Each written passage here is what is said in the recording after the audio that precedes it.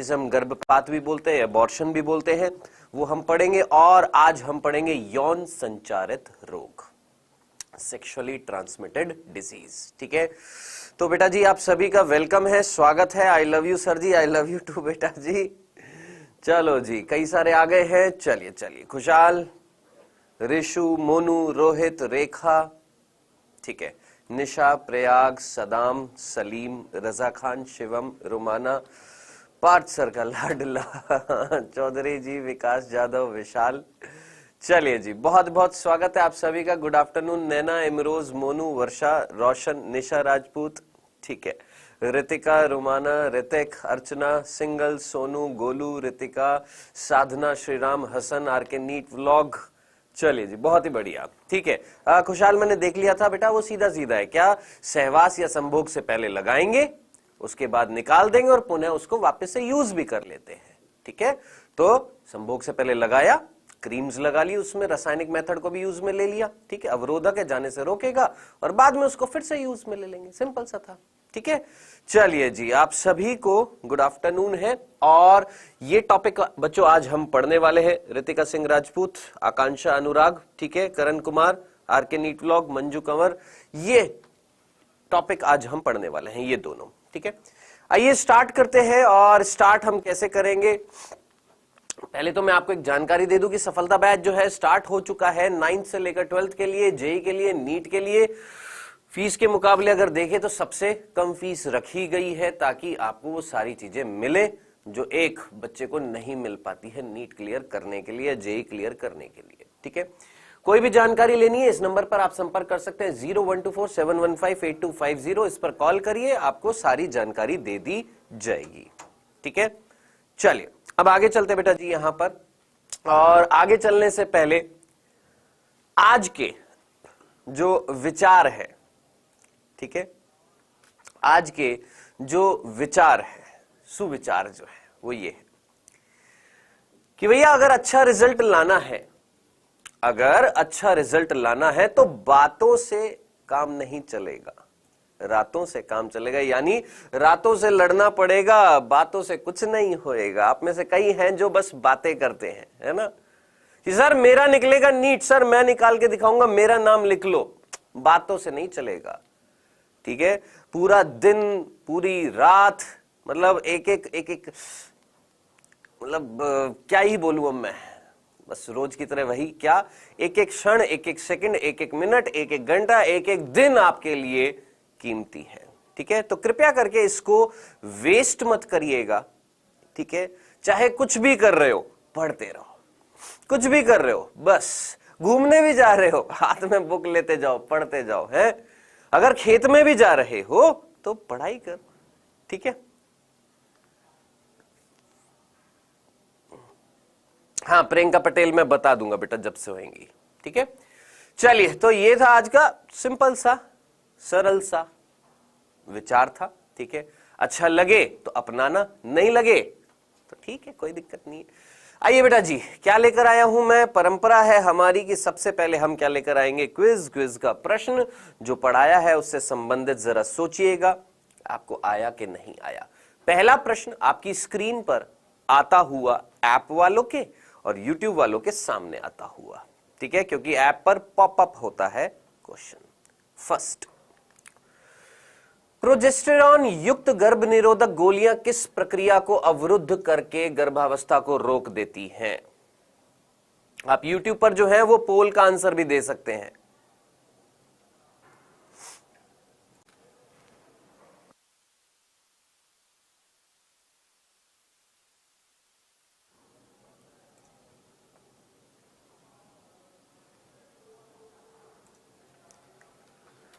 Progesterone युक्त गर्भ निरोधक गोलियां किस प्रक्रिया को अवरुद्ध करके गर्भावस्था को रोक देती हैं?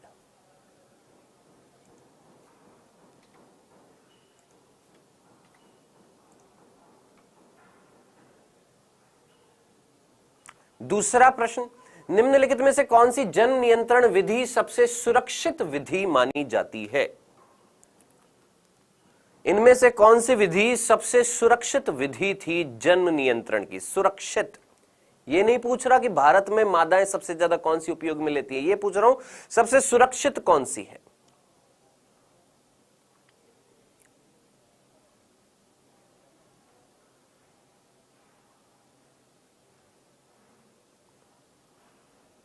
चलिए जी, समय हुआ समाप्त। आइए डिस्कस करते हैं बेटा जी। ये दोनों प्रश्न बहुत ही इजी थे, लेकिन उन्हीं के लिए इजी थे जिन्होंने कल का लेक्चर ध्यान से सुना था।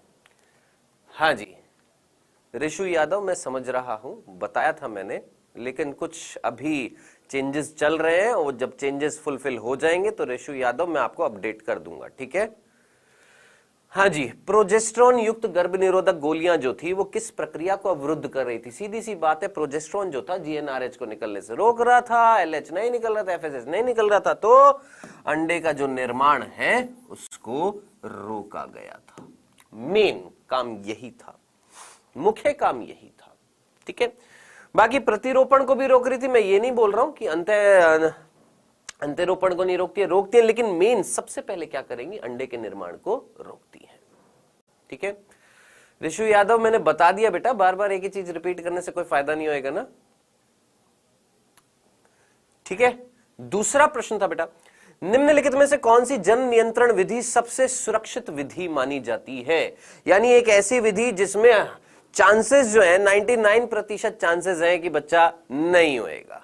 सबसे सुरक्षित विधि कौन सी हो गई? सीधी सी बात है, बंध्याकरण तकनीक, शुक्रवाहक उच्छेदन और डिंब वाहिनी उच्छेदन, ट्यूबेक्टोमी, वेसेक्टोमी सबसे बेस्ट टेक्निक है जो मैंने आपको कल भी बताई थी।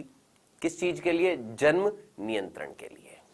ये था, दोनों सही है, क्या बात है, वेरी गुड रजा, बहुत ही बढ़िया। चलिए सर, शल्य क्रिया क्या होती है?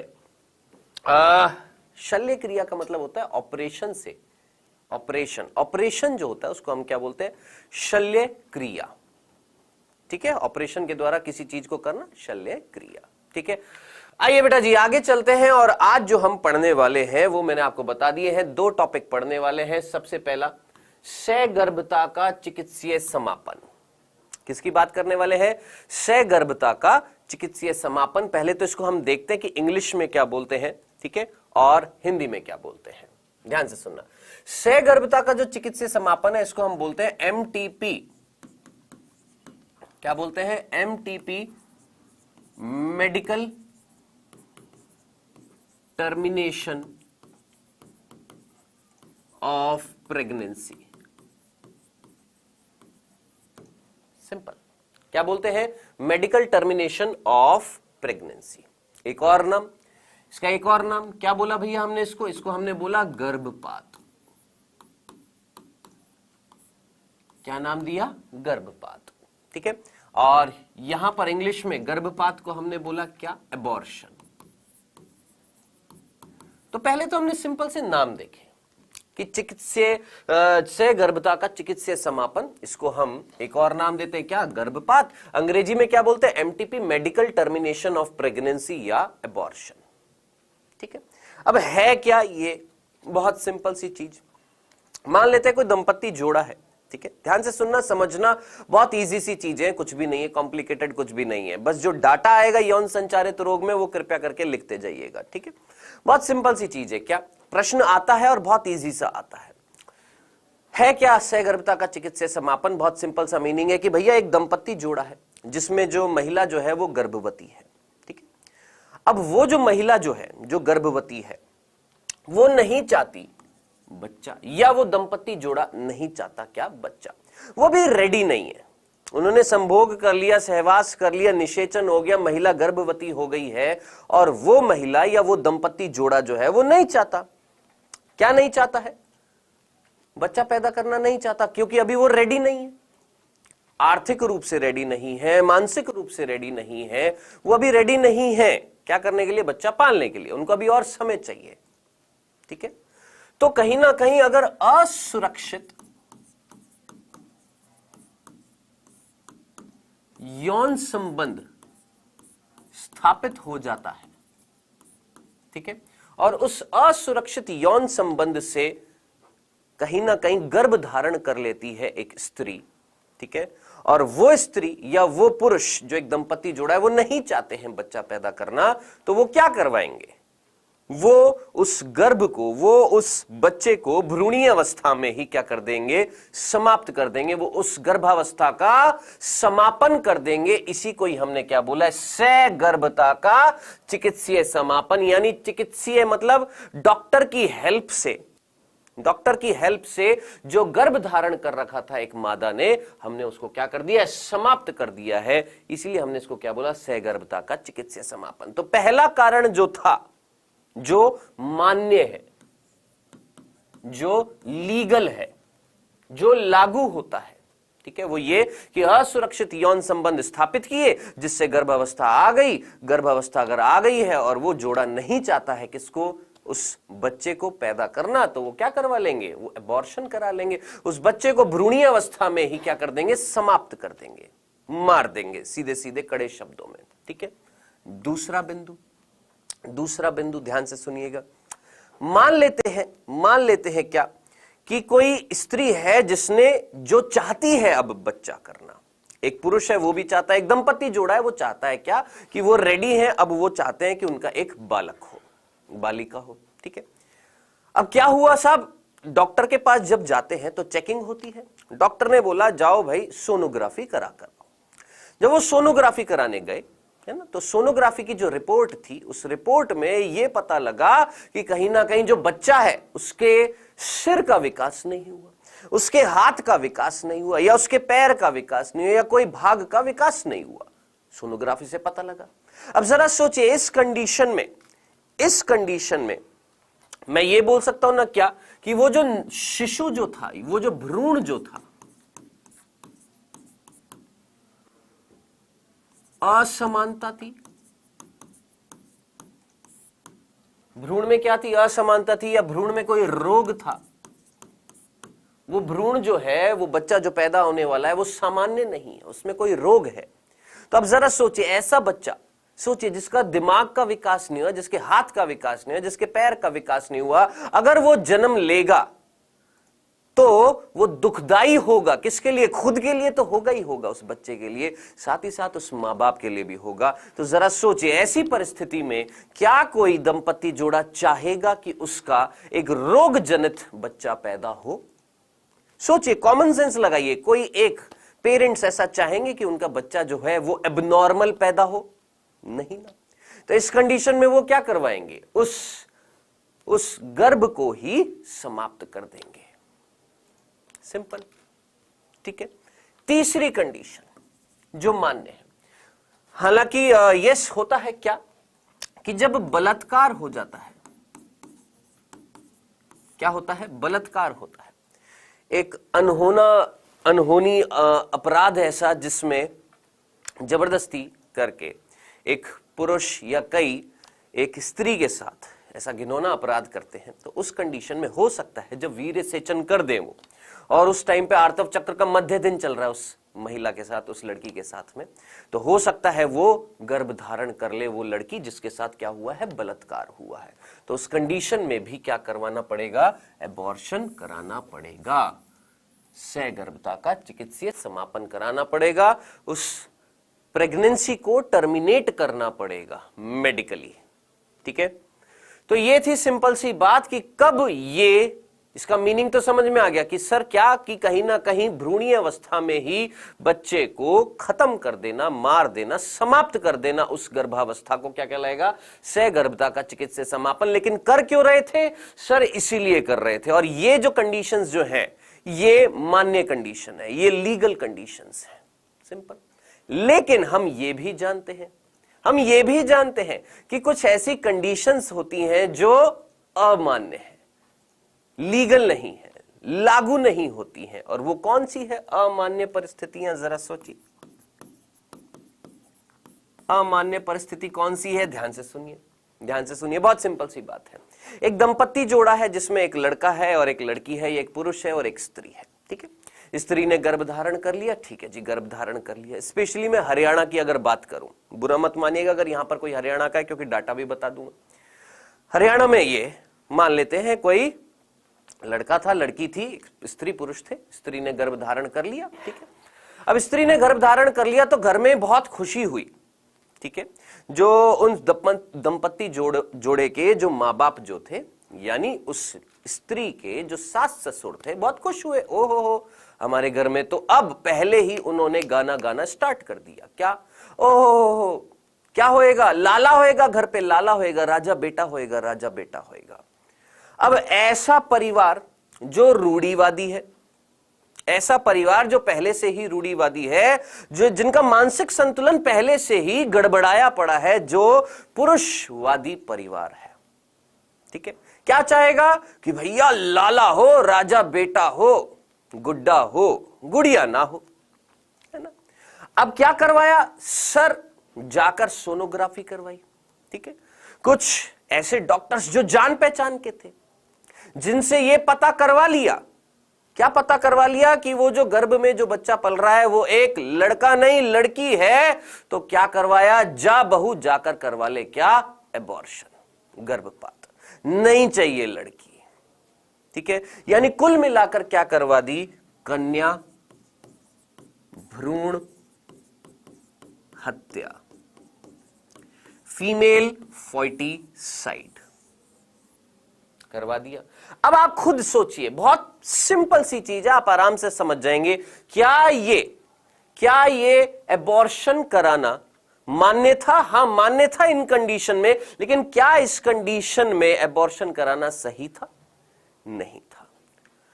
आप खुद जानते हैं, कहीं ना कहीं लिंग अनुपात, कहीं ना कहीं 1000 पुरुषों में स्त्रियों की संख्या क्या कहलाती है? लिंग अनुपात, जो हरियाणा की सबसे कम है। जो अगर मैं देखूं 2011 का जो डाटा आया था, उसमें लगभग 650 के आसपास स्त्रियां हैं 1000 पुरुषों में, ठीक है। क्यों है? क्योंकि रूढ़िवादिता बहुत ज्यादा है। क्या? पुरुष प्रधानता बहुत ज्यादा है। लेकिन इसी को ध्यान में रखते हुए मूवीज भी आई थी, याद है? कोई दंगल मूवी आई थी, महारी छोरियां छोरों से कम है के, आई थी ना। वो सिर्फ एक जागरूकता लाने के लिए, वो सिर्फ एक चीज बताने के लिए उस समाज को कि यस, लड़कियां भी लड़कों से कम नहीं है। और मेरे ख्याल से यहां पर जितनी भी लड़कियां हैं वो इस चीज को समझ रही होंगी, इस चीज को जान रही होंगी, और उनके मम्मी पापा भी इस चीज को समझ रहे होंगे, ठीक है। चलिए जी, तो ये एक अमान्य परिस्थिति थी, ठीक है, जो हरियाणा में मेरे ख्याल से आप सभी समझ गए होंगे, ठीक है, जो आप सभी समझ गए होंगे कि लिंग अनुपात सबसे कम है, ठीक है। वहीं अगर मैं केरला की बात करूं, केरला की, तो वहां का लिंग अनुपात सबसे ज्यादा है, वहां पर सेक्स रेशियो ज्यादा है। वहां पे अगर 1000 पुरुषों की बात करें तो 1000 से ज्यादा लड़कियां, लगभग 1060 के आसपास उनका लिंग अनुपात आया था। क्यों? क्योंकि साक्षरता दर ज्यादा है। क्यों? क्योंकि शिक्षा जो है वहां पर अच्छे स्तर की दी जा रही है, साक्षरता का दर जो है वहां पर ज्यादा है, ठीक है। तो कुल मिलाकर जितनी अच्छी शिक्षा मिलेगी उतनी ज्यादा ये भ्रांतियां जो है ये खत्म होंगी, ठीक है। जैसे ये वाली जो भ्रांति थी शायद अब धीरे धीरे खत्म होती जा रही है। चल, तो सेक्स रेशियो जो है हरियाणा का अब बढ़ेगा, बिल्कुल बढ़ रहा है। यस, एजुकेशन इज बहुत इंपॉर्टेंट, मस्ट है। चलिए सर, ये तो समझ में आ गया। अब ध्यान से सुनिएगा, अब ये कंडीशन जो थी ये अनएथिकल थी। अनएथिकल मतलब ये सामान्य कंडीशन नहीं थी, अमान्य कंडीशन थी। अब ऐसी कंडीशंस को रोकने के लिए कहीं ना कहीं कुछ कड़े प्रतिबंध लगाए गए। 1971 में जहां पर एमटीपी को, 1971 में जहां एक एमटीपी एक्ट आया, याद रखना ये पूछा जाता है। भारत सरकार जो है, कई देशों में तो ये लागू भी नहीं है। यस, कई देशों में ये लागू नहीं है, इंडिया में तो लागू हो गया था। 1971 में एक एक्ट आया, एमटीपी एक्ट, जिसमें कड़े नियमों को इंक्लूड किया गया था। कड़े नियम जो थे वो तय किए गए थे कि कोई भी डॉक्टर जन्म से पहले लिंग नहीं बताएगा इंडिया में। लेकिन अगर हम विदेशों की बात करें तो होता है, वहां पर पता लगा लेते हैं, क्योंकि वहां पर इतनी रूढ़िवादिता नहीं है, वहां पर एजुकेशन का स्तर बहुत ज्यादा है। विदेशों में यस, जन्म लेने से पहले ही मां बाप पता करवा लेते हैं कि लड़का है या लड़की है। वहां पर ऐसी कंडीशंस नहीं है।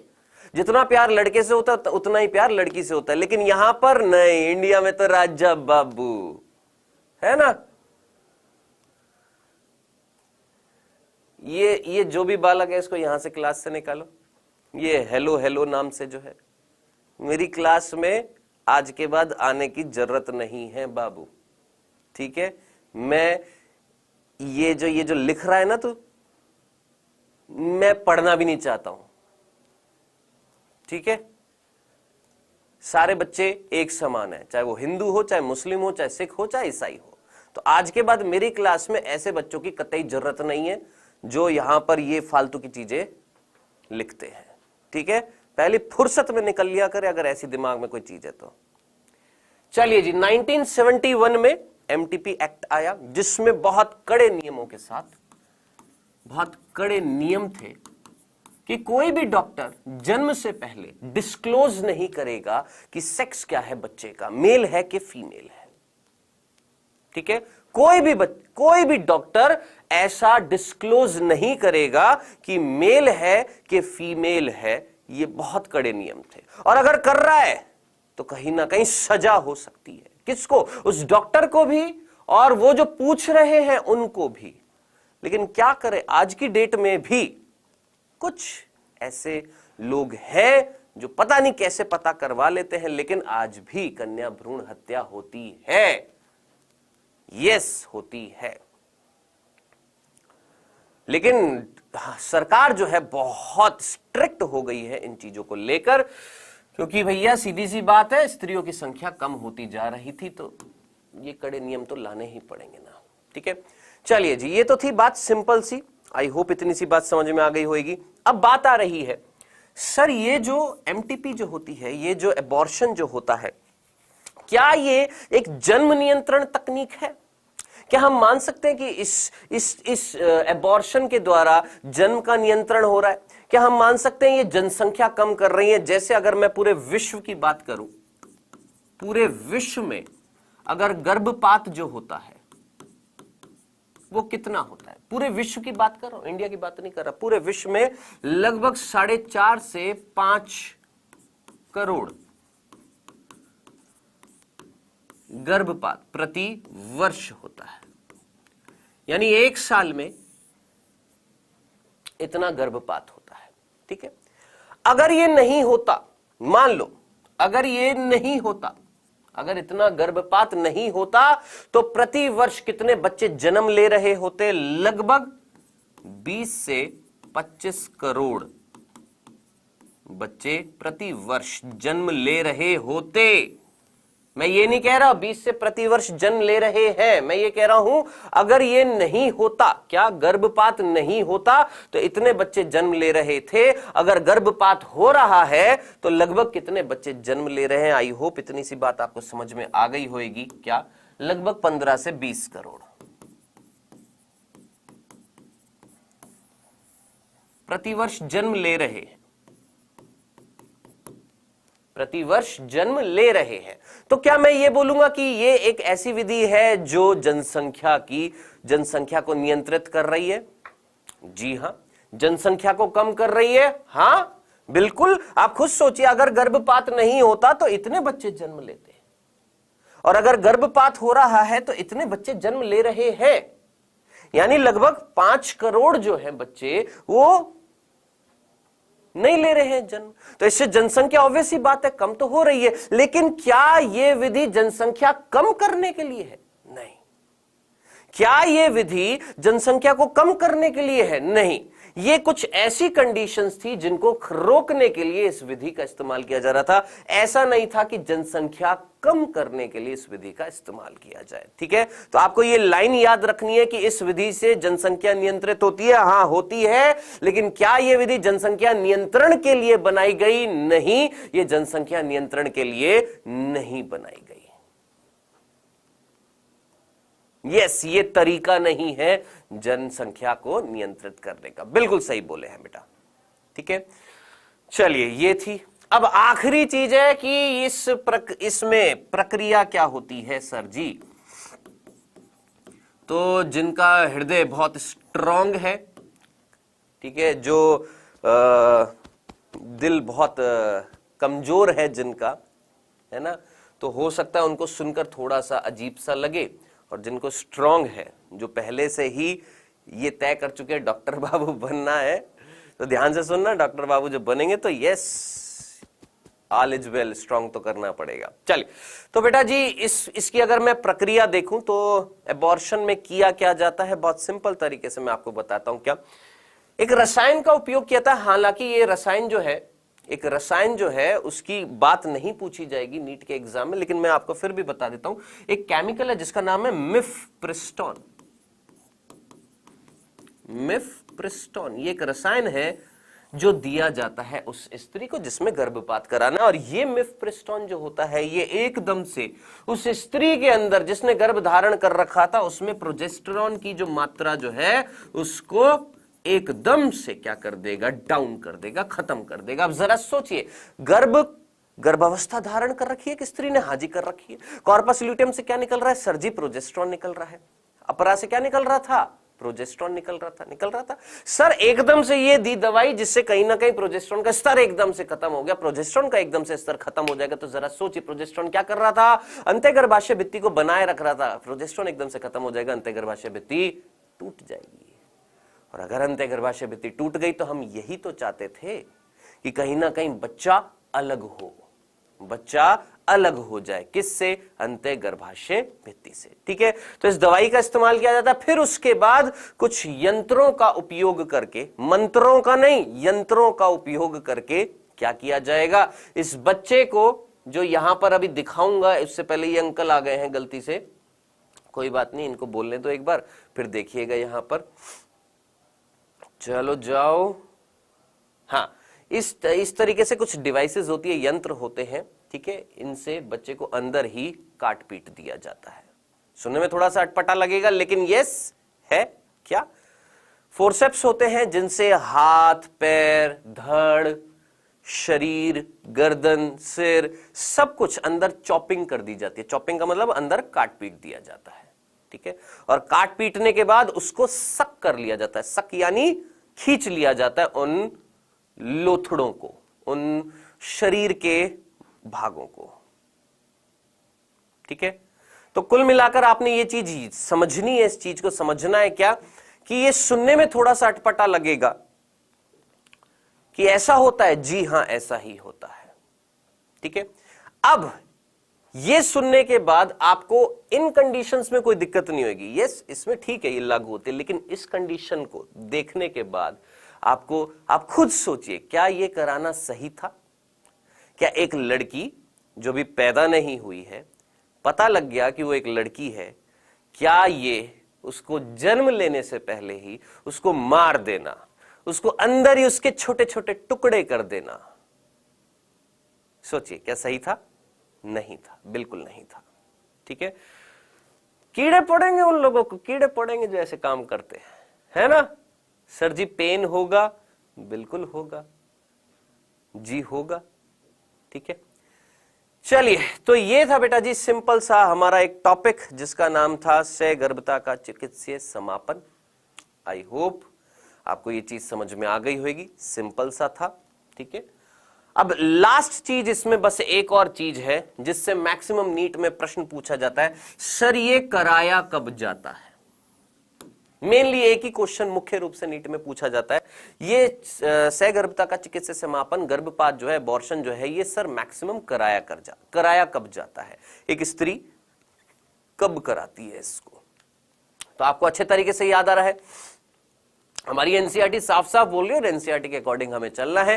3 तिमाही थी गर्भकाल की, जिसमें सबसे, मैं बोलूंगा सबसे सही कराना किसको, इन परिस्थितियों में, इसमें तो कतई नहीं, इसमें तो कतई नहीं, इन परिस्थितियों में कराना, कब कराना, पहली तिमाही में, फर्स्ट तिमाही में, यानी फर्स्ट ट्राइमेस्टर में गर्भपात कराना उपयुक्त माना जाता है, क्योंकि उसके बाद अगर कराते हैं तो वो कहीं ना कहीं डेंजरस हो सकता है, किसके लिए, उस माता के लिए, उस मदर के लिए, क्योंकि उसके साथ शरीर का मतलब वो बच्चा क्या एक अंग ही तो है, एक अंग विकसित हो गया, बड़ा हो गया दूसरी तिमाही में, जो उसके साथ शरीर के साथ जुड़ा हुआ है। सर सोचिए, एक अंग को अगर आप निकाल देंगे तो कहीं ना कहीं वो डेंजरस हो जाएगा, खतरनाक हो जाएगा। किसके लिए? उस महिला के लिए। इसलिए बेस्ट ये माना जाएगा क्या कि पहली तिमाही में ही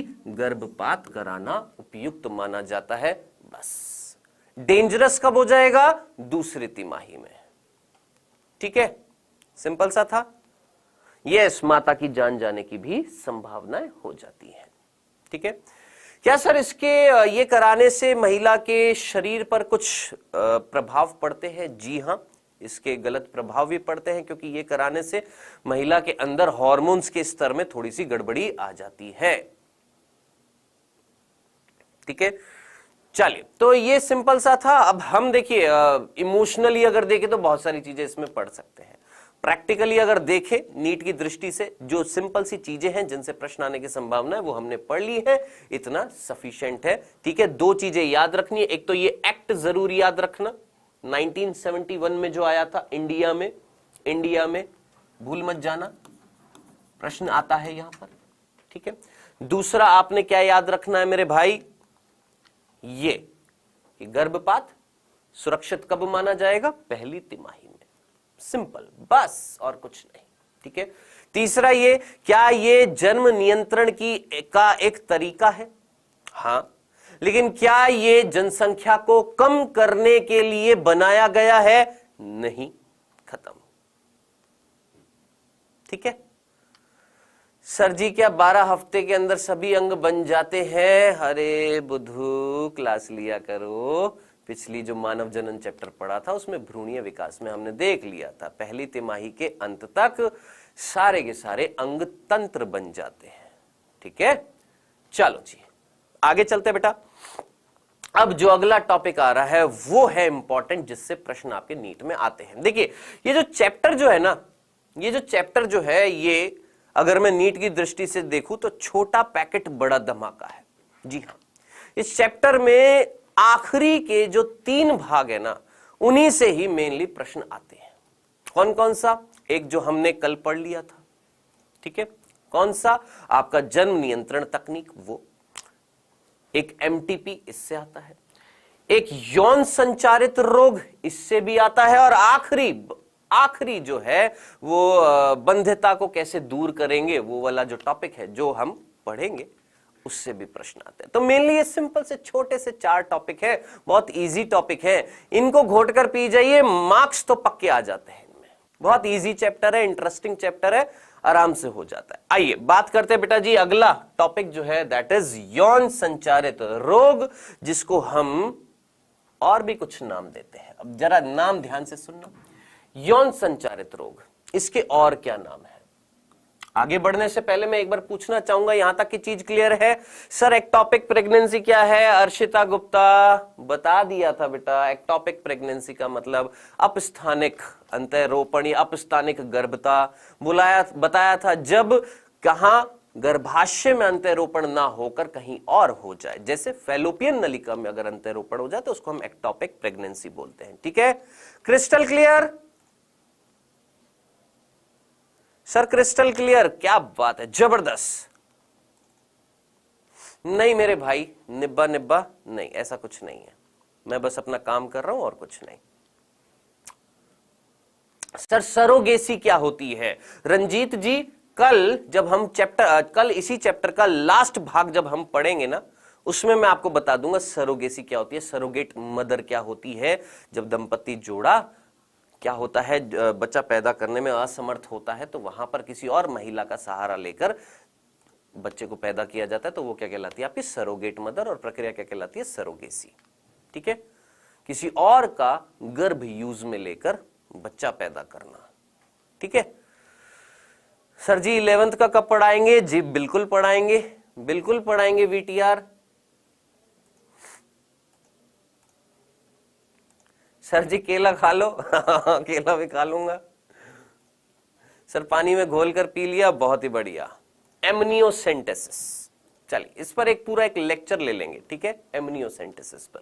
आइए, उल्बवेदन बोलते हैं एमनियोसेंटेसिस को। ठीक है, यौन संचारित रोग की बात कर रहे हैं मेरे भाई, जरा ध्यान से सुनिएगा, सोच समझकर। जो भी चीजें लिखवा रहा हूं कृपया करके, अगर आपके पास कॉपी और पेन है तो अपने साथ कॉपी पेन लिख लीजिएगा, रख लीजिएगा और मेरे साथ साथ लिखते जाइएगा। जो भी यहां पर मैं रोग बताने वाला हूं वो साथ साथ लिखते जाइएगा। और लास्ट में क्वेश्चंस भी आएंगे, सुनिएगा, स्टार्टिंग से लेकर एंड तक बने रहिएगा, क्योंकि इस टॉपिक से प्रश्न बनते हैं आपके नीट में। तो लास्ट में जो क्वेश्चन आएंगे उनको अच्छे से करना, ठीक है। आज जो प्रश्न लाए हूं, जो पढ़ाता हूं उसी से संबंधित प्रश्न लाता हूं, ऐसा नहीं है, ठीक है। तो अच्छे से पढ़ो, मस्त होकर पढ़ो, तंदुरुस्त होकर पढ़ो और लास्ट में प्रैक्टिस करते जाओ, बस।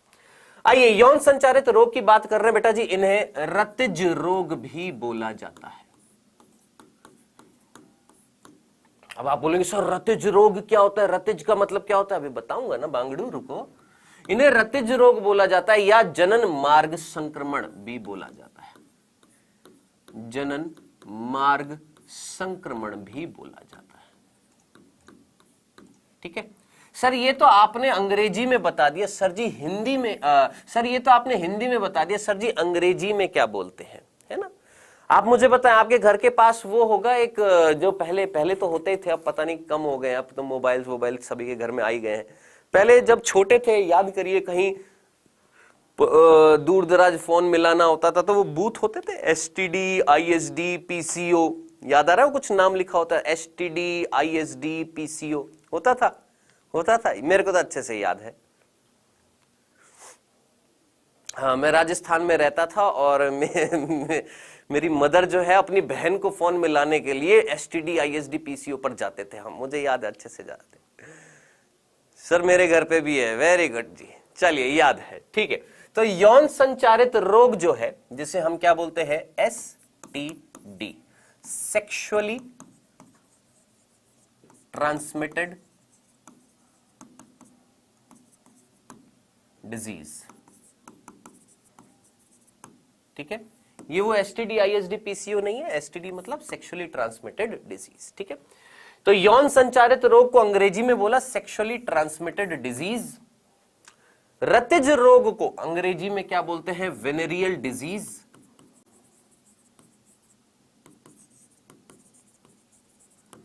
और जनन मार्ग का संक्रमण, इसको हम बोलते हैं RTI, right to information. Right to information, RTI का एक एक्ट आता है ना, आप शायद जानते हो नहीं जानते हो। RTI, reproductive tract inflammation, reproductive tract infection या इन्फ्लामेशन, ठीक है। तो ये कुछ नाम थे प्रभु, किसके याद रखने हैं आपने, STD के, यौन संचारित रोग के। अब आप फाइनली मेरे से पूछेंगे सर इस नाम का मतलब क्या? ये तो चलो ठीक है, समझ में आ भी जाएगा। ये रतिज का मतलब क्या, ये वेनेरियल का मतलब क्या होता है? तो वेनेरियल या रतिज का मतलब होता है फैलाव। क्या होता है? फैलाव होता है। अब आप खुद जरा सोचिएगा, कौन से रोगों की बात करने वाले हैं? ऐसे रोग जो असुरक्षित यौन संबंध से एक पुरुष से स्त्री में या एक स्त्री से पुरुष में चले जाते हैं, क्या उनका फैलाव नहीं हो रहा? क्या वो फैल नहीं रहे हैं? तो ऐसे रोगों को हम क्या बोलते हैं? यौन संचारित रोग। तो देखिए, मीनिंग तो बहुत सिंपल सा था, इसमें कुछ था ही नहीं। कोई भी छोटू सा बच्चा जो होगा 8वीं 10वीं क्लास का, कोई भी बच्चा समझ जाएगा सर यौन संचारित रोग का मतलब ऐसे रोग जो असुरक्षित यौन संबंध स्थापित करते समय, यानी कोई जन्म नियंत्रण तकनीक जैसे कॉन्डोम जो था उसका इस्तेमाल नहीं किया, तो हो सकता है वो किससे, एक नर से मादा में या मादा से नर में क्या हो जाए, स्थानांतरित हो जाए, उनका फैलाव हो जाए, वो कहीं ना कहीं जनन मार्ग का संक्रमण कर दे। तो ऐसे रोगों को हम क्या बोलते हैं? यौन संचारित रोग। सर जी हैप्पी बर्थडे, अरे मेरे भाई हैप्पी बर्थडे नहीं है, मेरा हैप्पी बर्थडे निकल गया, यहां पर फोकस करो। सर अगर फैलोपियन ट्यूब में अगर निषेचन हो जाएगा तो क्या होएगा? प्रभु पढ़ाकर फैलोपियन ट्यूब में ही निषेचन होता है। ये लिख, फैलोपियन ट्यूब में अगर अंतरोपण हो जाएगा तो क्या होगा? क्वेश्चन तो ढंग से लिखा करो बे, हैं? ढंग से लिखा करो। हाँ जी बिल्कुल बोल सकते हैं। चलें आगे, आइए आगे चलते हैं। तो जिस भी बच्चे ने पूछा सर अगर फेलोपियन ट्यूब में अगर अंतःरोपण हो जाएगा तो क्या हो जाएगा, सीधी सी बात है, विकास नहीं होगा, अपरा नहीं बनेगी मेरे भाई, खत्म हो जाएगा वो। ठीक है, आइए सबसे पहला रोग, प्रभु कृपया करके बातें ना करें। मैंने आपको कल भी बताया था, उन बच्चों के साथ रहा करे, उन बच्चों से बातें किया करे जो पढ़ते हैं।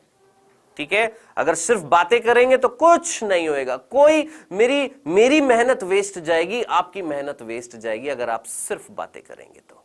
ठीक है, तो ध्यान से सुनिएगा। सबसे पहला रोग जो हम यहां पर देखने वाले हैं मेरे भाई, ध्यान से सुनिएगा, जिसको हम बोल रहे हैं सुजाक।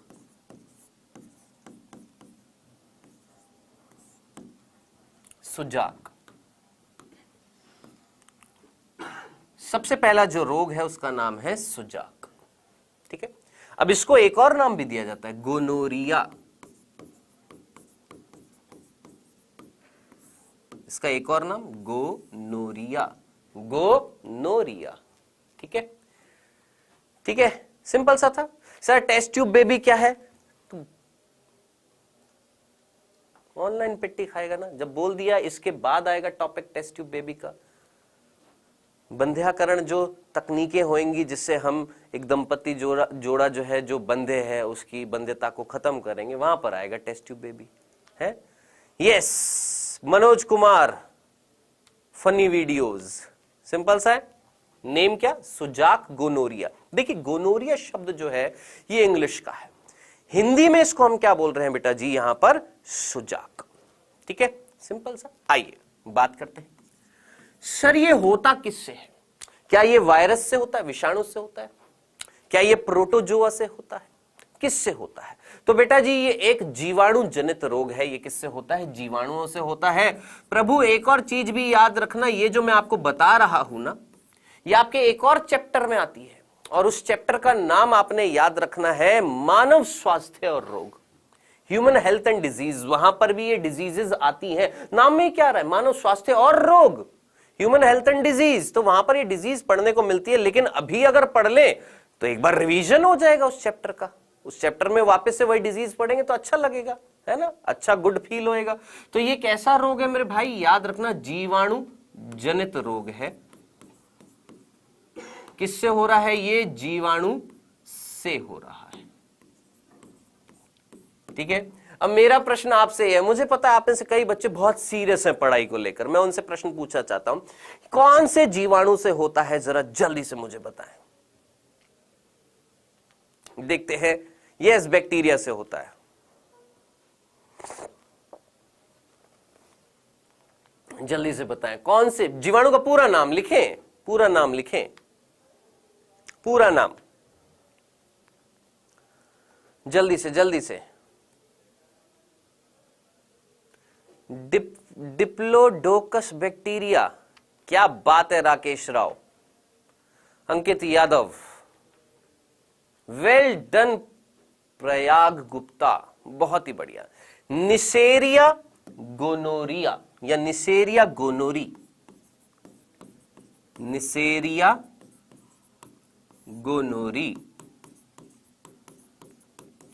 ये वो जीवाणु है जिससे ये रोग होता है। नीचे अगर लाल पट्टी आ रही है तो हटा दीजिएगा, निसेरिया गोनोरी, वेरी गुड। ठीक है, चलिए, तो ये तो हो गया उस जीवाणु का नाम जिससे ये रोग हो रहा था, सिंपल सा था। ठीक है सर, अब जल्दी जल्दी फटाफट आगे बढ़ते हैं। सबसे पहली चीज, क्या ये रोग, इस रोग के लक्षण क्या होंगे और वो लक्षण किस में प्रकट होंगे, मादा में के नर में? तो आपने याद रखना, इस रोग के लक्षण जो है वो मादा में प्रकट नहीं होते।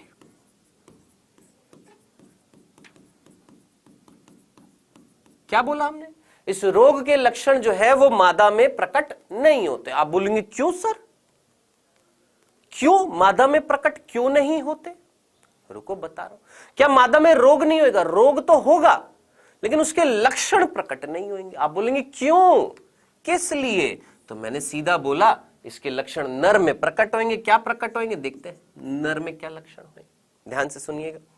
नर में जो लक्षण प्रकट होंगे उसमें सबसे पहला, मूत्र उत्सर्जन जब होएगा, उस समय बहुत भयंकर जलन होगी। क्या बोला मैंने? मूत्र उत्सर्जन जब होएगा तो उस टाइम पर बहुत ही ज्यादा क्या होएगी? जलन होएगी। ठीक है, मूत्र मार्ग में जलन होएगी, मूत्र मार्ग जो है उसमें जलन होएगी। ठीक है, दो लक्षण। जो मूत्र मार्ग था, याद है एक नलिका थी जिसको हमने मूत्र मार्ग बोला था, यूरेथ्रा, उसमें जलन होएगी। मूत्र उत्सर्जन करने में बहुत भीषण जलन होएगी। और ये नर की बात कर रहे हैं। और कहीं ना कहीं नर में जो बाह्य जननेंद्रिय थी, शिशन, आपको याद आ रहा होगा, उस शिशन का अंतिम भाग जो फूला हुआ था जिसको हमने बोला था शिशन मुंड, याद आ रहा है? जो शिशन मुंड जो होएगा, जो शिशन मुंड जो होएगा, उस शिशन मुंड पर पीले हरे रंग का तरल स्त्रावित होएगा, तरल एकत्रित होएगा। सिंपल सी बात बोलिए, सिंपल से तीन लक्षण बोले हैं। क्या ये है रोग का नाम जो है जीवाणु जनित? कौन सा जीवाणु? Sir Neisseria गोनोरी। सर इसके लक्षण मादा में प्रकट नहीं होते हैं, क्यों नहीं होते हैं वो बताऊंगा, लेकिन उससे पहले नर में इसके लक्षण दिखाई देते हैं। क्या दिखाई देते हैं? कि सर मूत्र उत्सर्जन में जलन होती है। मैंने कहा ठीक है। मूत्र मार्ग में जलन हो रही है। मैंने कहा ठीक है। किसके मूत्र मार्ग में? नर के। किसको मूत्र उत्सर्जन में जलन हो रही है? किसको? नर को। क्यों? क्योंकि ये मुख्य रूप से संक्रमण कहां कर रहा है? बाह्य जननेंद्रिय शिशन का संक्रमण कर रहा है। और शिशन जो है वो मादा में तो होगा नहीं, नर में होगा। तो नर का जो शिशन है उसको संक्रमित करता है। उसके शिशन मुंड पर पीले हरे रंग का तरल स्त्रावित हो जाता है। मूत्र उत्सर्जन में जलन हो रही है, मूत्र मार्ग में जलन हो रही है। अब ये कंडीशंस नर से मिलती हैं, नर में हो रही है, तो सीधी सी बात है मादा में प्रकट नहीं होगा। लेकिन आप पूछेंगे सर मादा में अगर इसके लक्षण नहीं है तो क्या मादा में रोग नहीं है? रोग तो है। अब जरा सोचिए, एक मादा के अंदर ये रोग था, कौन सा? सुजाक गोनोरी। ठीक है, सुजाक था या गोनोरिया था। अब उस मादा के साथ अगर कोई असुरक्षित यौन संबंध स्थापित करेगा कोई नर, तो उस नर में नहीं चला जाएगा तो मैं ये नहीं बोल सकता कि मादा जो है ये एक वाहक की तरह कार्य कर रही है। बिल्कुल यस, ये एक वाहक की तरह कार्य कर रही है, वहन कर रही है। इससे पुरुष में बिल्कुल जा सकता है। यह था पहला सिंपल सा रोग जिसका नाम था सुजाक। ठीक है, चलें आगे। आइए बेटा, किसी को अगर स्क्रीनशॉट लेना है तो जल्दी से ले सकता है, फिर आगे चलते हैं। जल्दी से लीजिए।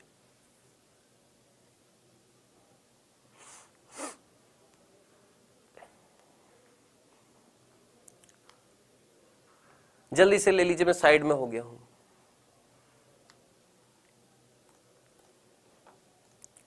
ले लिया? चलिए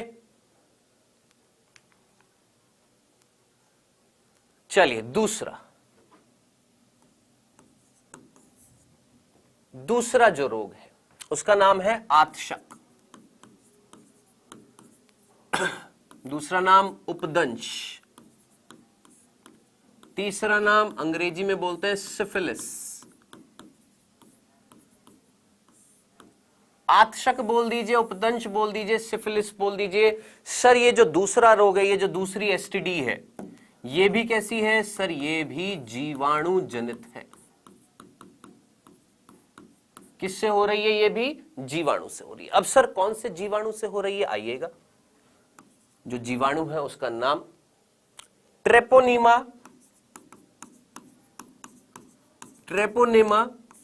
पैलिडम।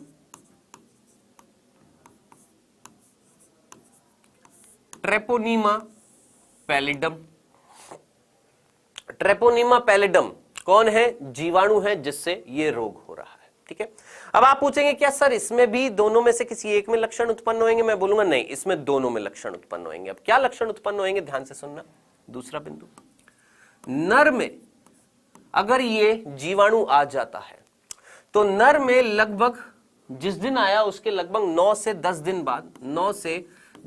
दिन बाद संक्रमण के, लिख देता हूं, संक्रमण से, जिस दिन संक्रमण हुआ उस दिन से लगभग 9 से 10 दिन के बाद में, है ना, क्या हुआ?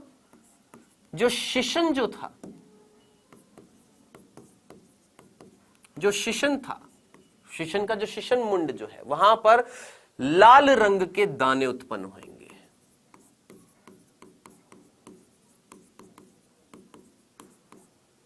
ठीक है, तो लाल रंग के चटके, लाल रंग के दाने उत्पन्न हो जाते किस पे? शिशन पे। लगभग 9 से 10 दिन के बाद में संक्रमण होएगा, खुजली होने लग जाती है किसमें? नर में।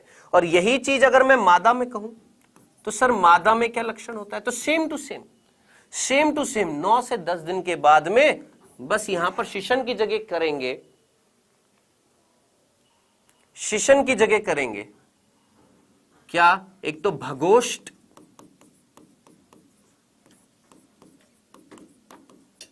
और योनि जो भाग जो होता है, भगोष्ठ या यस मेडिसिन होती हैं बेटा, बिल्कुल होती है, सुजाक का, इनका सबकी मेडिसिन होती है, प्रतिजैविक होती हैं। ठीक है, योनि भाग जो है वहां पर सेम टू सेम लाल रंग के दाने उत्पन्न हो जाते हैं। सिंपल सा था। किसमें? आतशक, उपदंश, सिफिलिस जीवाणु जनित रोग इस जीवाणु से हो रहा है। लक्षण हमने देखे, दोनों में लाल रंग के दाने उत्पन्न हो रहे हैं, दोनों में लाल रंग के दाने उत्पन्न हो रहे हैं, एक नर में और एक मादा में। नर में शिशन में हो रहे हैं, मादा में भगोष्ठ या योनि क्षेत्र में हो रहे हैं, संक्रमण से लगभग 9 से 10 दिन के बाद में। ठीक है, अब बात आ रही है सर बस इतना ही याद रखना नहीं, एक और चीज याद रखनी है। इस कंडीशन में होता क्या है? ज्यादातर इस कंडीशन में होता क्या है? देखिए, एक पुरुष है जिसको ये लक्षण हो रहे हैं, ठीक है, अब वो ना डॉक्टर के पास जाने में हिचकिचाएगा, उसको लग रहा है कि कहीं ना कहीं उसके बाह्य जनन अंग जो है उससे संबंधित है ये रोग, है ना, शिशन से संबंधित है। और एक स्त्री के लिए ये योनि से या भगोष्ठ से संबंधित ये जो लक्षण जो है, योनि, भगोष्ठ भी हम यहां से हटा दें, चलिए योनि ठीक है।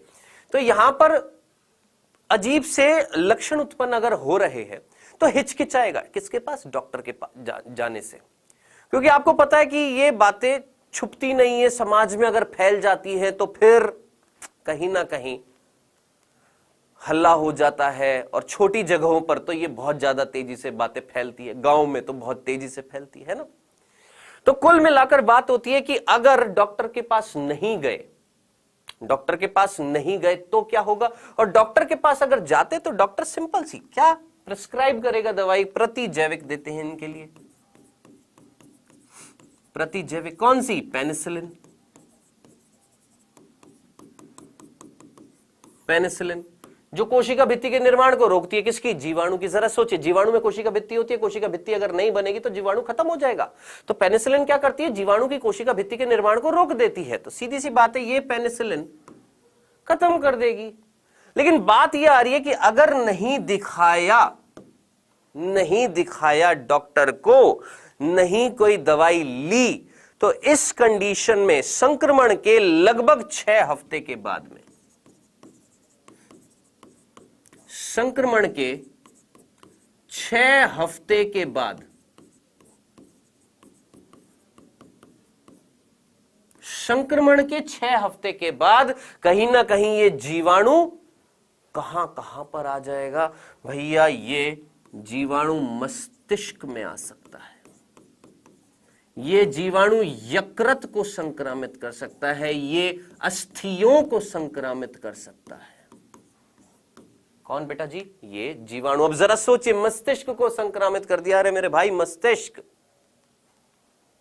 राजा है हमारा ब्रेन लकवा मार जाएगा इस रोग में। अगर मस्तिष्क संक्रामित हो गया, लकवा तक मार जा सकता है, लकवा, पैरालिसिस हो सकता है।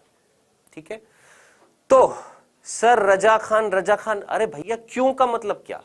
सीधी सी बात है, आप किसी चीज का उपचार नहीं कर रहे हैं तो वो तो डिजीज तो फैलेगी ना, ये जीवाणु तो फैलेगा, ज्यादा से ज्यादा भागों को संक्रमित करेगा, तो धीरे धीरे ये संक्रमण शरीर में बढ़ता जाएगा, बढ़ता जा रहा है, और बढ़ते बढ़ते अगर इन भागों तक पहुंच गया तो ये अगर मस्तिष्क तक पहुंच गया तो लकवा तक मार सकता है। जी बिल्कुल, ठीक है। तो ये था बेटा जी हमारा दूसरा रोग, आतशक, उपदंश, सिफिलिस जीवाणु जनित रोग था, ट्रेपोनीमा पैलिडम। मेन नीट में प्रश्न पूछा जाएगा कौन से जीवाणु से होता है, याद रखना, ट्रेपोनीमा पैलिडम से। या याद रखना सिफिलिस कैसा रोग होता है, जीवाणु जनित होता है। ये सिंपल सी चीजें आराम से याद हो जाएंगी।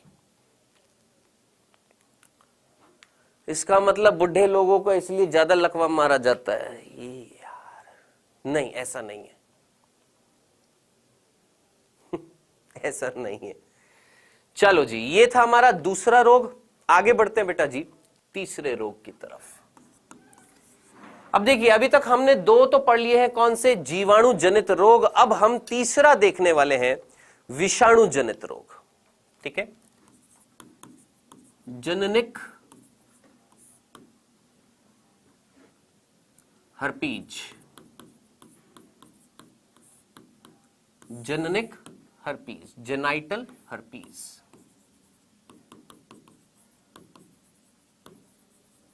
ठीक है, ये जो तीसरा जो रोग है बेटा जी, आपने याद रखना है, ये आपका वायरस से संबंधित है।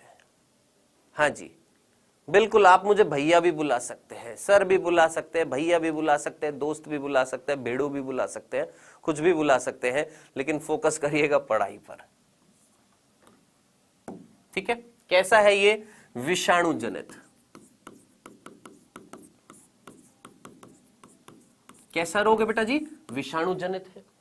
अब सर कौन से विषाणु से ये रोग होता है, सर इसका कोई उपचार नहीं है। अरे बांगड़ू, बता तो दिया उपचार, प्रतिजैविक लेनी पड़ेगी, उपचार हो जाएगा।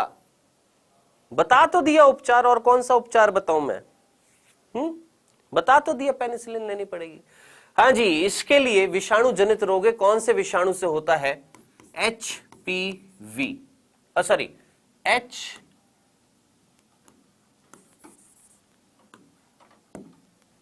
जननिक herpes, herpes simplex virus, HSV, HPV नहीं, HSV, हर्पीज या हर्पीज सिंप्लेक्स वायरस यानी विषाणु। ठीक है, HSV मतलब हर्पीज सिंप्लेक्स वायरस। ठीक है, तो बहुत सिंपल तरीके से चीजों को याद रखना। दो ही बीमारियां बताइए, अभी तक दोनों जीवाणु जनित थी, अब विषाणु जनित है। कौन सा, हर्पीज सिंप्लेक्स वायरस से हो रही है क्या, जेनाइटल हर्पीज। अब सीधी सी बात है, सर इसमें क्या संक्रमण होएगा, तो सीधी सी बात है, इसमें जो नर और मादा जो है, दोनों के जो बाह्य जनन अंग है, बाह्य जनन अंग जो है, अब आप अच्छे तरीके से जानते हैं बाह्य जनन अंग नर में कौन है, शिशन है, और मादा में क्या था, आपको याद आ रहा है, भग था, जिसको हमने वल्वा बोला था, जिसमें भगोष्ठ थे। ठीक है, तो बाह्य जनन अंग जो होते हैं उनमें संक्रमण होता है, जिससे दर्द उत्पन्न होता है। इतनी सी बात, सिंपल सी बात याद रख लीजिएगा। ठीक है, जब डॉक्टर बाबू बनो, जब मेडिकल कॉलेज में जाओ, तो कौन कौन सी दवाइयां इस्तेमाल करनी है, क्या क्या करना है, वो सब कुछ सिखाया जाएगा। ठीक है, तो जब फर्स्ट क्लास में थे तो 10th क्लास की चीजें नहीं पढ़ रहे थे ना, फर्स्ट क्लास की चीजें पढ़ रहे थे ना। कई बार ये होता है क्या, ऊपर वाली क्लासेस पढ़ने के चक्कर में जो वही वाली क्लास है वही भूल जाते हैं। सर इसमें क्या करेंगे, सर क्या देंगे, सर कैसा होगा। जितना जरूरी है उतना याद करना मेरे भाई, है ना। चलिए जी, तो विषाणु जनित रोग था, इस विषाणु से हो रहा था, लक्षण ये थे, खत्म, खल्लास, सिंपल सा। चौथा रोग, अब एक और विषाणु जनित रोग हम पढ़ेंगे। हमने एक रोग तो देख लिया, कौन सा मेरे भाई, यहां पर सीधा सा, कौन सा, जेनाइटल हर्पीज। ठीक है, अब चौथा जो रोग हम देखने वाले हैं बेटा जी, वो है जनन अंगों के मस्से।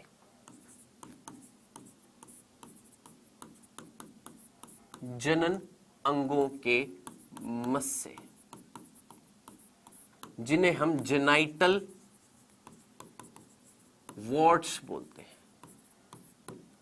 ठीक है सर, ये कैसा रोग है बेटा, ये भी विषाणु जनित रोग है। यानी अभी तक हमने दो जीवाणु जनित देख लिए और दूसरा ये दो विषाणु जनित देख लिए। सर कौन सा विषाणु, आपने याद रखना है, HPV, ह्यूमन पैपिलोमा वायरस, मानव पेपिलोमा विषाणु।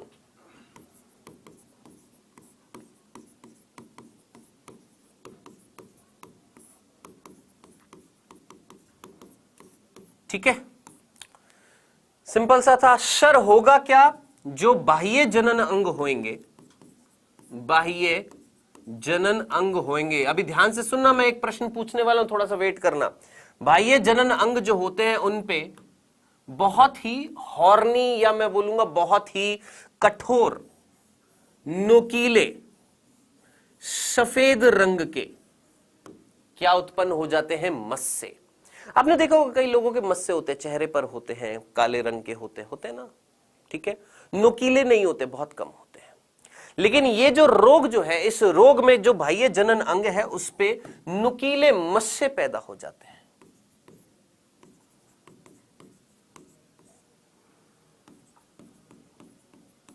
सफेद रंग के, ठीक है। हाँ जी, क्लियर है? सोनाली हिरवे, सुधीर कुमार, बातें नहीं कर रहा था मैं इस वजह से। आई होप सर जी ब्लैक और रेड देखे। अरे भैया होते ऐसे व्हाइटिश कलर के, कहां से ब्लैक रेड देख लिए? हाँ फैजल खान, ये आप उनसे पूछना बेटा, मुझे आइडिया नहीं है। क्लियर? चलें आगे। यस सर, क्लियर, सिंपल सा था। चौथा रोग। आइए पांचवें रोग की तरफ बढ़ते हैं।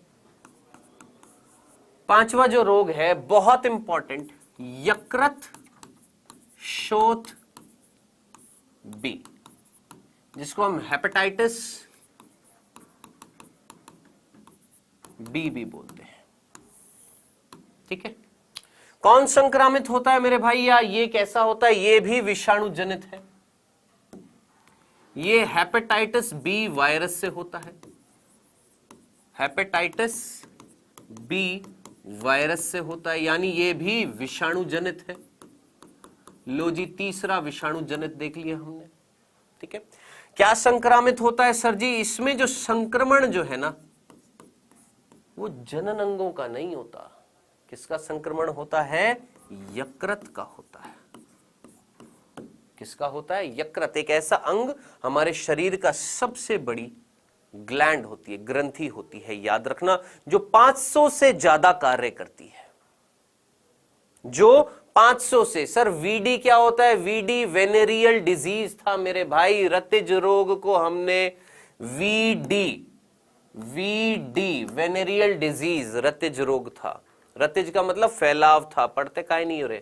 हाँ जी, संक्रमण किसका होता है? यकृत का होता है। याद रखना है आपने, किसका संक्रमण होता है बेटा जी? यकृत का होता है, सीधा सीधा। ठीक है, अब बात आती है ये फैलता कैसे है। तो इसके फैलने का, और एक और बीमारी जो मैं आगे लिख भी देता हूं, ये वाली एड्स, नाम आप सभी ने सुना हुआ है। ठीक है, कितने हो गए? 5 6, एफ लिख देता हूं, एड्स। आप सभी ने नाम सुना हुआ एड्स, जिसके बारे में आप उस चैप्टर में डिटेल में पढ़ेंगे। एड्स के बारे में इस चैप्टर में इतना डिटेल में नहीं दे रखा है। नाम आप सभी जानते हैं, एक्वायर्ड इम्यूनो डेफिशिएंसी सिंड्रोम, जो एक वायरस से होती है, जिसका नाम होता है HIV virus. Acquired immuno deficiency syndrome. ठीक है, यह भी विषाणु जनित है, ह्यूमन इम्यूनो वायरस। ठीक है, जब आएगा वो वाला चैप्टर तो वहां डिटेल में पढ़ेंगे कि साहब ये HIV जाकर करता क्या है। ये हमारे अंदर जो महाभक्षाणु कोशिकाएं होती है, मैक्रोफेजेस होती है, उसके अंदर जाता है, उनके अंदर अपनी संख्या को बढ़ाता है, वहां से निकलकर ये बाहर आता है और सहायक टी लिम्फोसाइट जो होती है उनमें घुस जाता है। सहायक टी लिम्फोसाइट जिन्हें हम हेल्पर टी लिम्फोसाइट्स बोलते हैं, उनके अंदर घुस जाता है, उनमें अपनी संख्या बढ़ा देता है। तो हेल्पर टी लिम्फोसाइट जो होती है वो प्लाज्मा बी कोशिकाएं जो होती है उनसे एंटीबॉडी बनाने को रोक देती है। प्लाज्मा बी सेल से जब एंटीबॉडी नहीं बनेगी, यानी प्रतिरक्षी नहीं बनेगी, तो हमारा प्रतिरक्षा तंत्र ठप हो जाएगा। जब प्रतिरक्षा तंत्र खत्म हो जाएगा तो अन्य सूक्ष्म जीव हमारे शरीर में जाते हैं, और अन्य सूक्ष्म जीव हमारे शरीर में जाएंगे तो बहुत सारे रोग होंगे। वो परिस्थिति क्या कहलाती है? एड्स। तो बहुत सिंपल सी लाइन होती है, जब आएगा तब मैं डिटेल में बताएंगे, अभी सिर्फ इतना, AIDS is not a disease. आप बोलेंगे क्या, एड्स बीमारी नहीं है? मैंने कहा नहीं, एड्स एक सिंड्रोम है, और सिंड्रोम का मतलब होता है परिस्थिति। एक ऐसी परिस्थिति जो कई बीमारियों से उत्पन्न होती है, उसे हम बोलते हैं सिंड्रोम। तो AIDS is not a single disease, एक रोग नहीं है। एड्स एक कंडीशन है जिसमें शरीर में कई सारे रोग उत्पन्न हो जाते हैं, उसे हम बोलते हैं एड्स, जिसके लिए उत्तरदायी एक वायरस था जिसका नाम था क्या, HIV। जिसका नाम क्या था, HIV। ठीक है, तो बेटा HIV ये भी एक विषाणु जनित रोग, सॉरी एड्स ये भी एक विषाणु जनित रोग है। यकृत शोथ बी ये भी विषाणु जनित रोग है। यकृत शोथ बी में संक्रमण किसका होता है, यकृत का, और एड्स में संक्रमण किसका होता है, मेनली हम बोलेंगे तो हमारा प्रतिरक्षा तंत्र जो होता है, हमारा प्रतिरक्षा तंत्र जो होता है वो खत्म हो जाता है, इम्यून सिस्टम खत्म हो जाता है। ठीक है, बात आ रही है ये जो दोनों रोग है ना, ये फैलते कैसे, इनका संक्रमण कैसे होता है, इससे प्रश्न आता है बहुत सीधा सीधा। आप जानते हैं असुरक्षित यौन संबंध से ये होता है, जी हां, असुरक्षित यौन संबंध से ये फैलता है, बिल्कुल हां। किसी का टॉवल इस्तेमाल करने से, किसी के गले लगने से, है ना, ये ऐसे हाथ मिलाने से ये फैलता है क्या, नहीं, ऐसे नहीं फैलता। असुरक्षित यौन संबंध से फैलता है, या संक्रामित सुई जो होती है, संक्रामित सुई जो होती है जिस पर खून लगा हुआ उस व्यक्ति का, जिस उसके अंदर खून है, उस सुई में उसका, उस व्यक्ति का जिसको एड्स था। या हम बोलेंगे कहीं ना कहीं उन औजारों का इस्तेमाल किया जाएगा, शल्य क्रियाओं में जो औजार इस्तेमाल किए जा रहे हैं उनसे हो सकता है, शल्य क्रियाओं में इस्तेमाल औजारों से हो सकता है। अगर लाल पट्टी आ रही है तो हटा दीजिएगा, समझ में आ रहा है। कहीं ना कहीं किसी व्यक्ति को एड्स था, उसका ऑपरेशन चल रहा था, ठीक है, और जो औजार इस्तेमाल किए जा रहे थे उन्हीं औजारों से किसी दूसरे व्यक्ति का ऑपरेशन करने में इस्तेमाल कर दिया, सैनिटाइज नहीं किया, स्टरलाइज नहीं किया, तो कहीं ना कहीं उस दूसरे व्यक्ति को हो सकता है। रक्त स्थानांतरण से हो सकता है, जी हां, रक्त स्थानांतरण से हो सकता है। और गर्भवती माता से अपने बच्चे को हो सकता है, गर्भवती माता से बच्चे को हो सकता है। तो ये कुछ कारण है जो कॉमन है, किसके लिए मेरे भाई, इस बीमारी के लिए भी और इस बीमारी के लिए भी। ठीक है, तो याद रखना दोनों बीमारियों में संक्रमण जो है इस तरीके से हो सकता है, क्योंकि ये इन्फेक्शन, ये डिजीज जो है ये ब्लड इन्फेक्शन से, मैं बोलूंगा ब्लड, रक्त के द्वारा ही फैल रही है। सर एड्स का फुल फॉर्म है मेरे भाई, लिख दिया, acquired immuno deficiency syndrome, AIDS, AIDS लिख तो दिया, एडस। हाँ सर इस साल क्वेश्चन आया था, बिल्कुल आया होगा, बिल्कुल आया होगा, मैं मना नहीं कर रहा हूं, लेकिन एड्स हम डिटेल में पढ़ेंगे, ये तो अभी हल्का फुल्का सा बता, डिटेल में पढ़ेंगे मानव स्वास्थ्य और रोग में, टेंशन मत लेना। ठीक है सर, अगर टी हेल्पर सेल अगर नष्ट हो जाए तो क्या अगर शरीर में एंटीबॉडी का निर्माण होगा, नहीं होगा, क्योंकि वही बी लिम्फोसाइट की प्लाज्मा बी सेल से एंटीबॉडीज बनवाती है। ठीक है, चलिए जी, ये हो गए हैं कितने, हमारे 6 रोग हो गए हैं, एड्स तक के हो गए हैं। एक आखिरी रोग, 7वां रोग है ये, ठीक है, ट्राइकोमोनस्ता।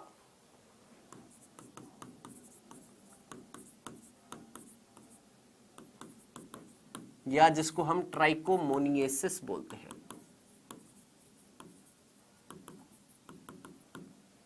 ठीक है, देखिए अभी तक मैंने जो आपको रोग बताए थे वो सारे के सारे, अभी तक जो हमने 6 रोग पढ़े, जिसमें से 2 हमारे जीवाणु जनित थे और 4 हमारे कौन से थे बेटा जी, विषाणु जनित। ये वाला जो रोग है ये एक प्रोटोजोआ जनित रोग है।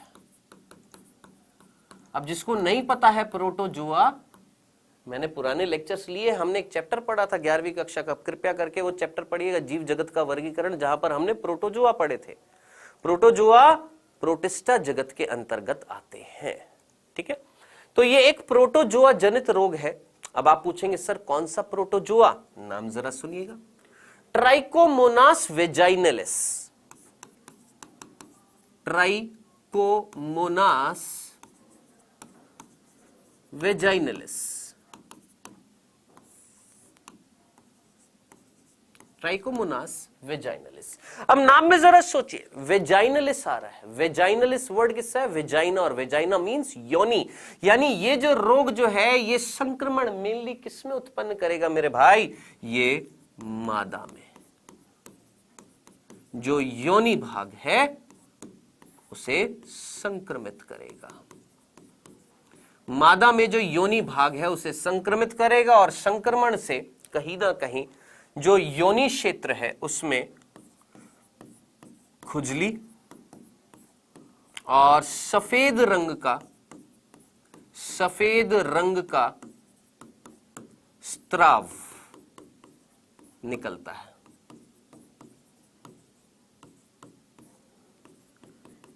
ठीक है, एक तो खुजली होती है और सफेद रंग का एक तरल स्त्रावित होता है, उस सफेद रंग के तरल को हम प्रदर बोल देते हैं, प्रदर।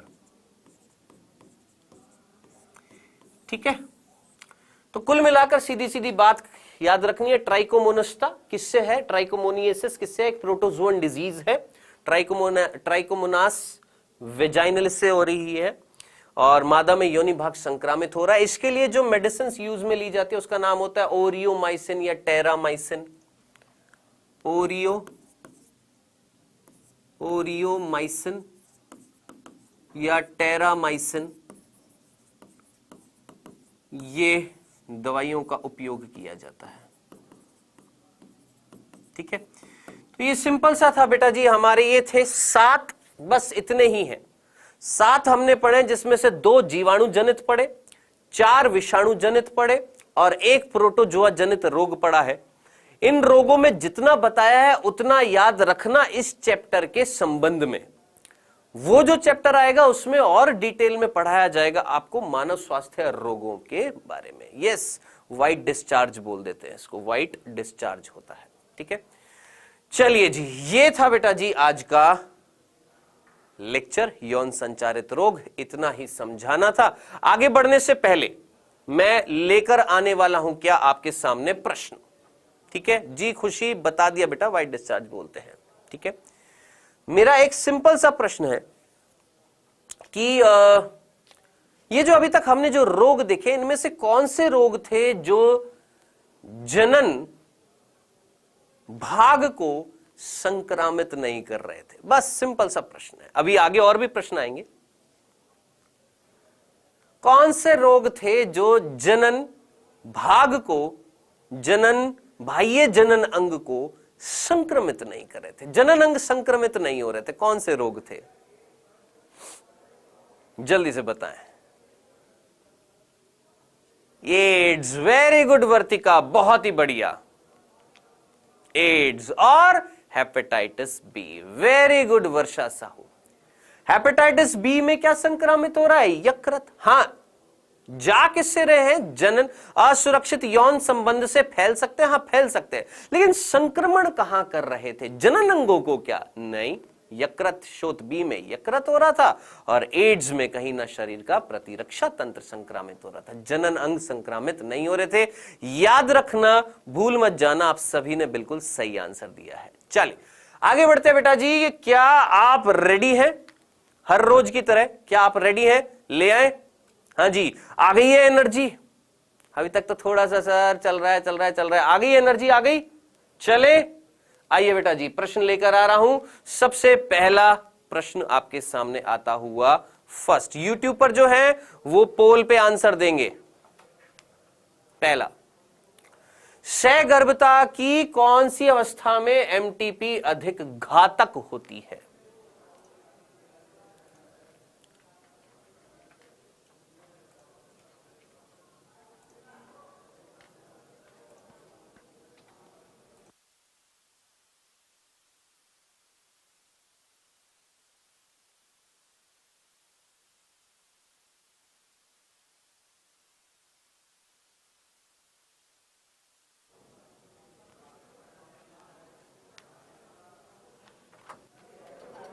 चलिए जी,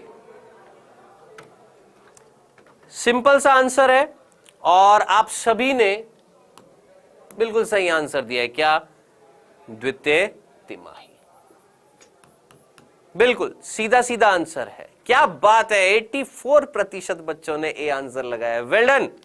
चलो, इजी था, ज्यादा कुछ था नहीं, सिंपल सा था। कौन सी तिमाही में घातक हो सकता है या कौन सी अवस्था में घातक हो सकता है? तो द्वितीय तिमाही। क्विज नहीं आएगा, इस तरीके से सामने प्रश्न आएगा। चलिए दूसरा प्रश्न सामने आता है, ताबड़तोड़ आएंगे, जल्दी से फटाफट करिएगा। एमटीपी का डैश ए बताना है। सामान्य भ्रूण के गर्भपात के लिए किया जाता है मुख्यतः जब भ्रूण का लिंग डैश बी होता है। ए बी बताना है।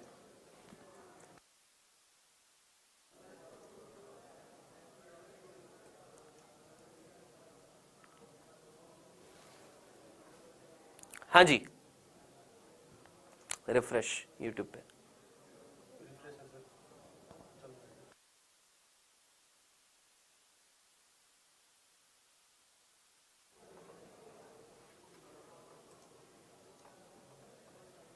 चलिए जी, समय हुआ समाप्त। देखे जरा कितने बच्चों ने कितना आंसर लगाया है। चलिए देखते हैं एक बार। हाँ जी, एमटीपी डैश सामान्य भ्रूण के गर्भपात के लिए किया जाता है। एमटीपी का डैश सामान्य भ्रूण के गर्भपात के लिए किया जाता है मुख्यतः जब भ्रूण का लिंग ये होता है। अनुपयोग किया जाएगा। एमटीपी का उपयोग तो होएगा नहीं, अनुपयोग सामान्य भ्रूण के गर्भपात के लिए किया जाएगा जब लिंग क्या होएगा? स्त्री होएगा। स्त्री जब होता है तो उसका अनुपयोग नहीं किया जाता। तो correct answer is B. B answer था इसका। वेल डन, क्या बात है सर। आपका इंस्टाग्राम लिंक, हाँ यार मैं लाया नहीं, मैं माफ करना, मैं कल ले आऊंगा इंस्टाग्राम लिंक। चलिए तीसरा, हेपेटाइटिस बी तथा एचआईवी फैलते हैं सुइयों को साझा करने से, रुधिर का आदान करने से, संक्रमित माता से शिशु में, या ये सभी? मतलब देखते ही फोड़ देना है ये वाला प्रश्न तो।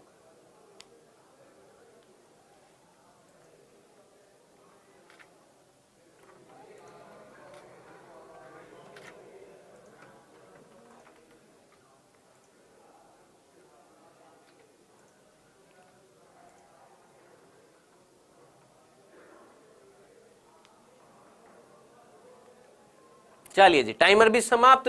सीधा सीधा हेपेटाइटिस बी एचआईवी भैया कैसे कैसे फैला था? ऐसे भी फैला था, ऐसे भी फैला था, ऐसे भी फैला था, सबसे फैला था। Answer is D.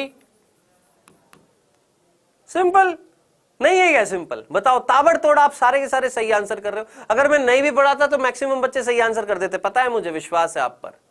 चौथा, जीवाणु द्वारा होने वाली एसटीडी में सम्मिलित हैं। इनमें से कौन सा रोग है जो जीवाणु जनित था? जीवाणु जनित एसटीडी थी, कौन सी थी इनमें से?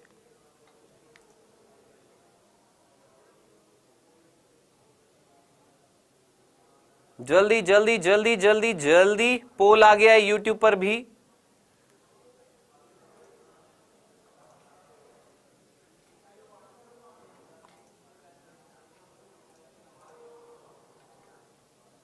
अरे बाबू, आज मैंने जीवाणु जनित एसटीडी कितनी बताई थी? 2 बताई थी ना। कौन कौन सी? सिफिलिस नहीं बताई थी? बताई थी ना।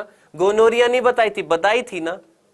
बताई थी ना। ट्रेपोनिमा पैलिडम से हो रही थी, निसेरिया गोनोरी से हो रही थी। तो आंसर सीधा सीधा नहीं होएगा। तीसरा, दोनों ए बी है इसमें।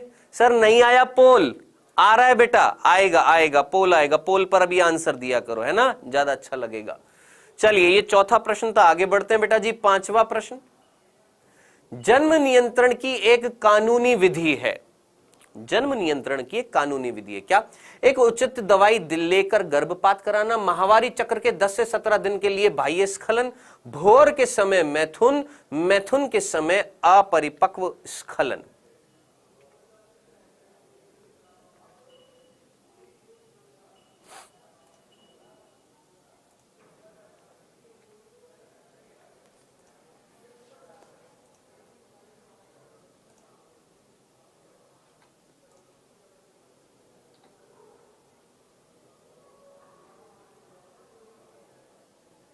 हाँ जी, टाइमर समाप्त हो गया। देखिए कितने बच्चों ने कितना लगाया। अरे यार इसमें कई बच्चों ने गलती कर दी है, 52% नहीं लगाया है। गलत गलत गलत। देखो कानूनी विधि पूछा है, कानूनी विधि। क्या माहवारी चक्र के 10 से 17 दिन के लिए, जिसको हमने कल पढ़ा था और बोला था आवधिक आत्मसंयम, क्या एक दंपत्ति जोड़ा ये कानून से पूछकर आएगा कि मैं 10 से 17 दिन का वो जो समय होएगा उसमें मैथुन नहीं करूंगा? नहीं ना, तो ये तो होगा नहीं। क्या वो कानूनी विधि होएगी कि मैथुन जो होएगा उसका निश्चित समय होएगा? नहीं ना।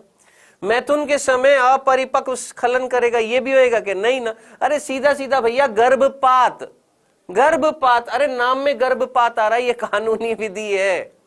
Answer is a. काहे ये आंसर लगा दिए बांगड़ुओं हैं। चलिए जी, छठा प्रश्न सामने आता हुआ, गर्भ निरोधन की वह युक्ति जो भारत में प्रचलित है।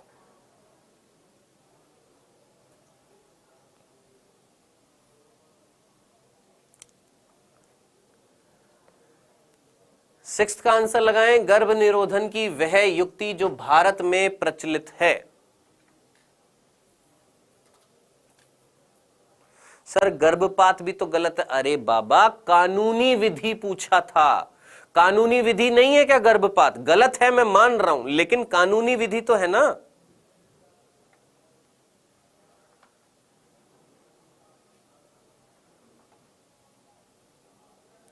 सिंपल सा। क्या सी आईयूडी का प्रयोग भारत में सबसे ज्यादा प्रचलित है? बताया है आपको। सर पोल नहीं आया, आया है बेटा, पोल आ रहा है आपके, आप आंसर दीजिए।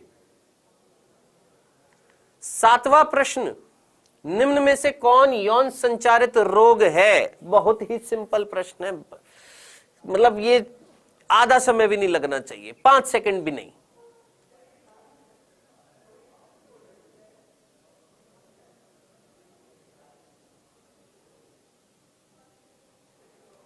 उजाला मौर्य देखो आ गया, मेरे सामने पोल आ रहा है बेटा। ये देखो कितना इजी प्रश्न था, 93% बच्चों ने ये आंसर लगाया सीधा सीधा। क्या एडस, एडस नहीं एड्स, क्या है? यौन संचारित रोग है। इजी तो है ना प्रश्न। आठवां, निम्न में से कौन एक औषधि रहित इंट्रायूटेराइन डिवाइस यानी अंतःगर्भाशय युक्ति थी औषधि रहित? Copper T, Lippes loop, copper 7, LNG 20।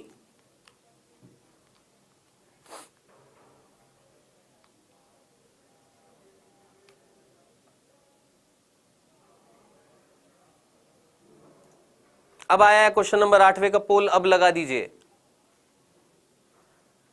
चलिए समय भी हो गया समाप्त। हाँ जी भैया, कौन औषधि रही थी? कोई भी चीज नहीं निकाली थी, ना कॉपर ना हार्मोन, क्या? Lippes loop.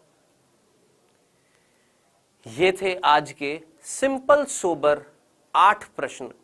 ठीक है, ज्यादा कुछ तिगड़मबाजी थी नहीं। हाँ एक दो क्वेश्चन ऐसे थे जो सोचने लायक हो सकते हैं, बाकी ऑलमोस्ट आपके सभी के सही रहे होंगे। अब जो आज जो टॉपिक पढ़े हैं उनसे प्रश्नों की अगर बात करें तो बहुत सिंपल से बनते हैं, बहुत सिंपल से, ज्यादा कुछ है नहीं।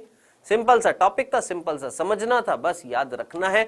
हाँ यौन संचारित रोग में जीवाणुओं के नाम याद रखना, डिजीज का नाम याद रखना, बस। ठीक है, तो आज के लिए बेटा इतना ही, और लास्ट में जाते जाते बस वही है, क्या? एक ही लक्ष्य, क्या? हमारा नीट। ठीक है, तो इसी के साथ आप सभी का बहुत बहुत शुक्रिया, धन्यवाद आने के लिए, रुकने के लिए, ठहरने के लिए, पूरी क्लास को अटेंड करने के लिए। आते रहिएगा और औरों को भी लाइएगा, सबके साथ सबका विकास होगा। धन्यवाद, थैंक यू सो मच।